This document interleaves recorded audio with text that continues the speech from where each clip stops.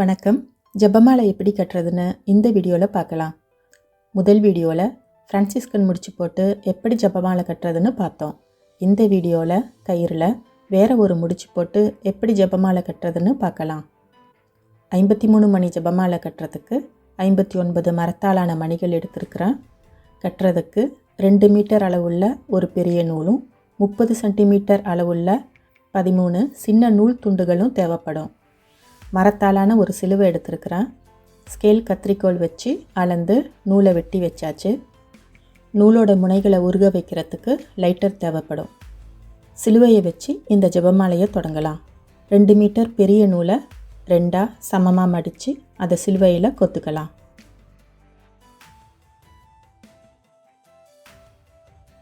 பெரிய நூலை மேசை மேலே வச்சு செல்லோ டேப்பால் நகராமல் ஒட்டலாம். இப்போ 30 சென்டிமீட்டர் நூல் வெட்டி வச்சுருக்கோம்ல, அதில் ஒரு நூலை எடுத்து சமமாக மடித்து பெரிய நூலுக்கு கீழ்ப்பக்கமாக வைக்கணும்.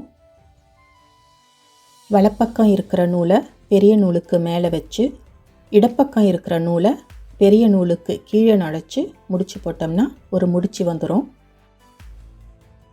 இதே மாதிரி இப்போ இடப்பக்கம் தொடங்கணும். இடப்பக்க நூலை பெரிய நூல் மேலே வச்சு வலப்பக்க நூலை கீழே விட்டு முடிச்சு போடணும். இதே மாதிரி தொடர்ந்து முடிச்சு போடணும்.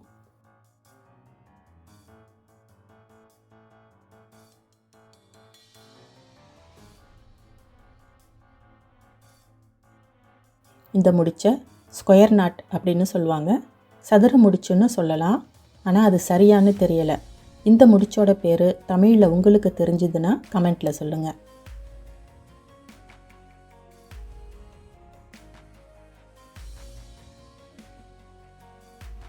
நான் இங்கே 12 முடிச்சு போட்டிருக்கேன்.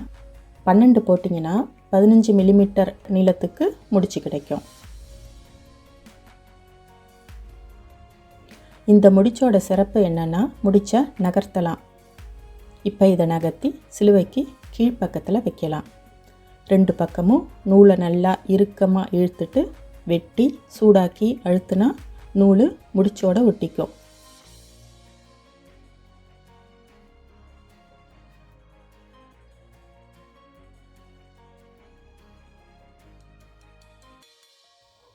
ஜெபமாலை மணிகளை பெரிய கயித்துல கொத்துக்கலாம். இப்போ விண்ணுலகில் இருக்கிற எங்கள் தந்தையே ஜெபத்திற்கான மணியை முடிச்சுக்கு கீழே வச்சு 2வது முடிச்சு போடலாம்.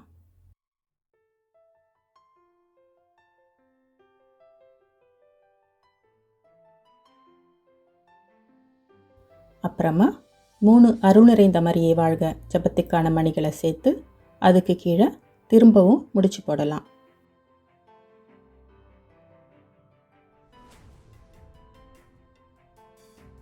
இந்த ஜெபமாலையை அதிகம் பார்த்துருக்க மாட்டீங்க.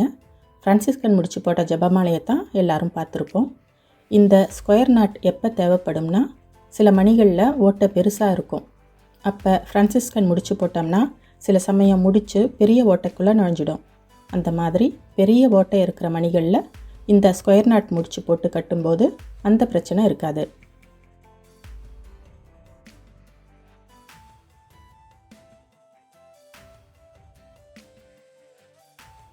இன்னொரு மணியை சேர்த்துட்டு உடனே முடிச்சு போடக்கூடாது. பெரிய நூலில் எல்லா மணிகளையும் கோத்து திருப்பி கடைசியாக இந்த ஒரு மணிக்கு கீழே தான் ஜெபமாலையை முடிக்கணும்.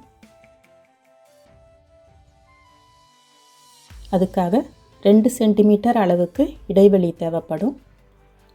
2 சென்டிமீட்டர் அளவு அளந்து இடைவெளி விட்டு அதுக்கு கீழே ஒரு முடிச்சு போடலாம்.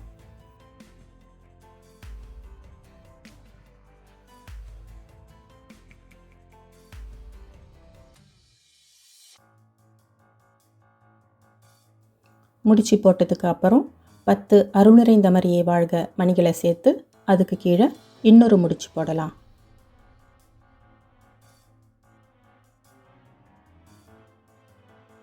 இதே மாதிரி விண்ணுலகில் இருக்கிற எங்கள் தந்தையை ஜெபத்திற்கு ஒரு மணியும் அதுக்கு கீழே 10 மணியுமா 10 மணிகளையும் கொத்து முடிச்சாச்சு.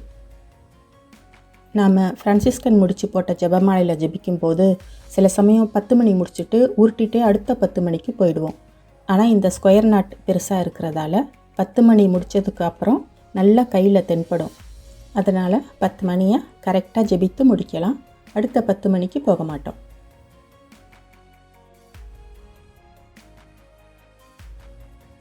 இப்போ கடைசி முடிச்சு போடலாம். நீளமான பெரிய நூலை வச்சு கடைசி முடிச்சை போடணும். ஒரு நூலை கீழையும் ஒரு நூலை மேலேயும் வச்சு இந்த மாதிரி முடிச்சு போடணும்.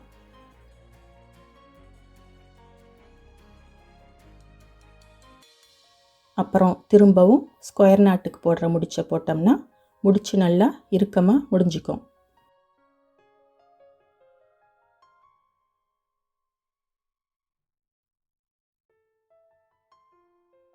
திரும்பவும் 10 தடவை கட்டி இந்த முடிச்சை முடிச்சிடலாம்.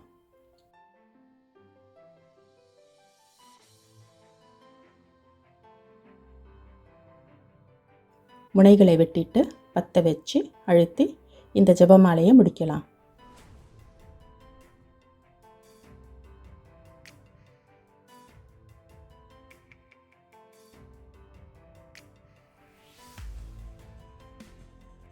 பாருங்க, ஸ்கொயர் நாட் போட்டு நூலால் ஒரு ஜெபமாலை கட்டியாச்சு. இந்த வீடியோ உங்களுக்கு பிடிச்சிருந்துச்சுன்னா லைக் பண்ணுங்கள், ஷேர் பண்ணுங்கள், கமெண்ட் பண்ணுங்கள், சேனலை சப்ஸ்கிரைப் பண்ணுங்கள். அடுத்த வீடியோவில் இன்னொரு ஜெபமாலை எப்படி கட்டுறதுன்னு பார்க்கலாம். நன்றி. மரியே வாழ்க.